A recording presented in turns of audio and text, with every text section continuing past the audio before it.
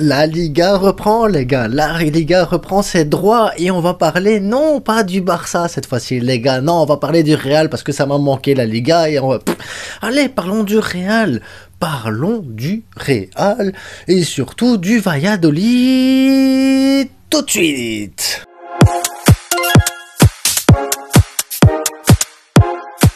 Et oui, ce soir, le Real affronte le Rayo Valladolid, le club qui va les mettre en échec, je le dis ici au micro, devant toi, devant tout le monde ici qui regarde cette vidéo, donc pas beaucoup, mais quand même.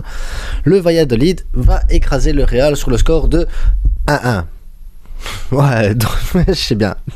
Parce que oui, ils ont un effectif de malade, le Rayo. Ils ont des joueurs qui se battent, qui vont à la récupération de la balle, qui prônent une sorte de possession un peu bizarre et tout ça, mais qui n'aiment pas marquer des buts. Mais ils sont là, ils sont chauds, les gars. Les joueurs du Valladolid, ils sont...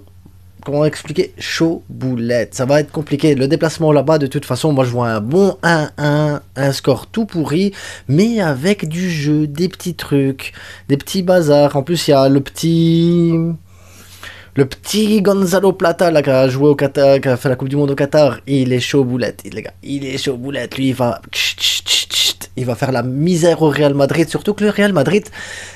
J'ai envie de vous dire, il est en confiance entre Karim Benzema qui revient de l'équipe de France rejeté comme une merde, qui a pris finalement sa retraite de la sélection, de sa sélection nationale parce que il a compris que il n'a pas sa place en équipe de France, il n'a pas sa place, il n'a pas le niveau, le ballon d'or pour être en équipe de France. Non, non, non, non, non. Il y a des meilleurs joueurs que lui dans cette équipe. Donc, Benzema a pris sa retraite. Et maintenant, il va se concentrer à fond sur le Real Madrid. Eden Hazard a pris sa retraite aussi. Le petit prodige belge là, de Tubize. Il a pris la retraite aussi. Parce qu'il s'est dit, c'est fini la sélection. Tout, je me concentre sur le Real Madrid. Ça fait 4 ans que je suis au chômage. Cette fois-ci, je vais remplacer enfin Cristiano Ronaldo. Qui, lui, je sais pas pourquoi, je le sens, il va débarquer là au Real Madrid sur ce mercato hivernal pour suppléer Benzema un petit peu.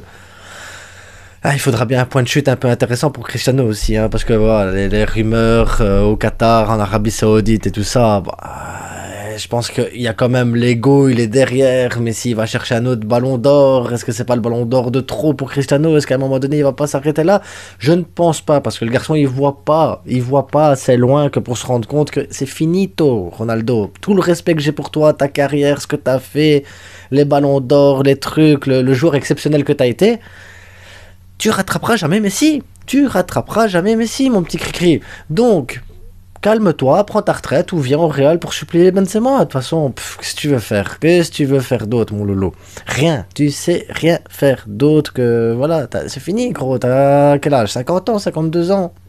À un moment donné, il faut se calmer. Je te le dis, il faut que tu te calmes. Et toi, Eden? Maintenant, on t'a vu à l'entraînement, on a vu à la Coupe du Monde que t'étais chaud, tu as impressionné le monde entier, donc, moi connaissant Carlo Ancelotti, tu devrais normalement commencer sur le banc. Moi, je te ferai commencer directement sur le banc, mais Ancelotti, lui, il va peut-être même pas te demander de t'habiller. Tout le respect qu'il a pour toi et tes 600 millions que t'as coûté pour le Real Madrid. Donc, fais tes 6 mois tranquille, trouve-toi un petit club. Là, je suis sûr que le Cercle de Bruges, il sera prêt à te prendre sans problème. Mais si tu joues demain, je te souhaite de pas marquer. Putain, aujourd'hui je suis chaud les gars, je sais pas ce que j'ai avec le Real Madrid, je veux pas qu'ils gagnent les gars, parce que le Real il est quand même deuxième, ils sont à 2 points du Barça, et voilà, t'as pas tant de cartouches que ça, t'as pas tant d'avance que ça, c'est... Puis, se déplacer au Valladolid, après une Coupe du Monde, après une trêve qui a duré 6000 ans dans ma tête, mais non, c'est parce que juste la Coupe du Monde, elle a duré 1 mois et demi, puis voilà, ça s'enchaîne les affaires. Là, ici, on va jouer, ça va être Nouvel An demain, c'est déjà Nouvel An. Donc, voilà, je sais pas si les joueurs seront dans un état de forme physique, ou s'ils auront déjà leurs automatismes, s'ils seront prêts à reprendre et tout ça. Puis il y a les Brésiliens, là, qui rentrent, Rodrigo, Vinicius, qui ont eu une déception monstrueuse en Coupe du Monde. Est-ce que moralement, dans la tête, ça va aller pour aller jouer ce match-là? Asensio qui a fait des bons matchs avec l'Espagne, donc est-ce que... Je sais pas dans quelle optique les joueurs du Real Madrid ils vont arriver là à la Coupe du Monde, mais en tout cas, le seul qui pouvait être content, c'était Camavinga, il a joué back gauche avec l'équipe de France.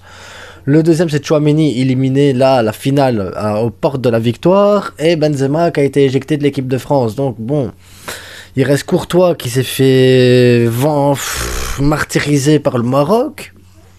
Qu'est-ce qu'il y a d'autre comme joueur là? Il y a... Bah, ouais, ça a été compliqué en fait, hein, cette période de Coupe du Monde pour les joueurs du Real Madrid. Alors, est-ce que mentalement ils vont être chauds pour aller jouer le match à Valladolid? Est-ce qu'ils vont avoir l'esprit à se dire on va aller mettre une pilule à ces joueurs-là alors que ça va être compliqué de se déplacer là-bas? Donc, c'est pour ça que je mets sur un vieux 1-1 ou un vieux 0-0 comme ça avec des petites occasions à gauche, à droite, mais pas. Voilà, moi le Real il prend un point ici et je pense que ce serait bien déjà. Et quel état d'esprit le Real il va mettre? Quel état d'esprit? Surtout que ils sont déjà avec des mercato et tout ça. On est en train de regarder Ancelotti qui refuse de mettre Messi comme meilleur joueur. C'est pour ça que je vous dis Cristiano Ronaldo. Peut-être qu'il veut pas froisser le petit Christian. Non, non, peut-être qu'il veut pas, qu'il va se dire ouais, Christian il va venir, il faut pas que je dise que Messi c'est le meilleur, sinon Cristiano Ronaldo il va me faire la gueule.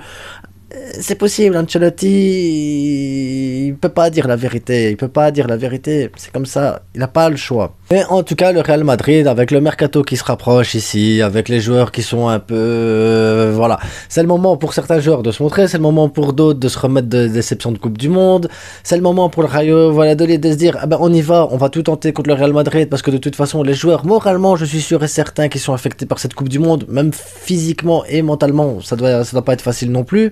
Ils ont joué là-bas, il faisait 30 degrés, ils reviennent ici, il fait 5 degrés, il fait froid, et c'est pas le même, c'est pas le même truc. Donc en plus il y a eu les achats là, 600 millions là pour Hendrix, ils vont mettre 600 autres millions sur Bellingham parce que voilà, le Real il a plein d'argent, c'est pas le Barça. On ne sait pas vendre, on ne sait pas acheter. Ça c'est le truc. Donc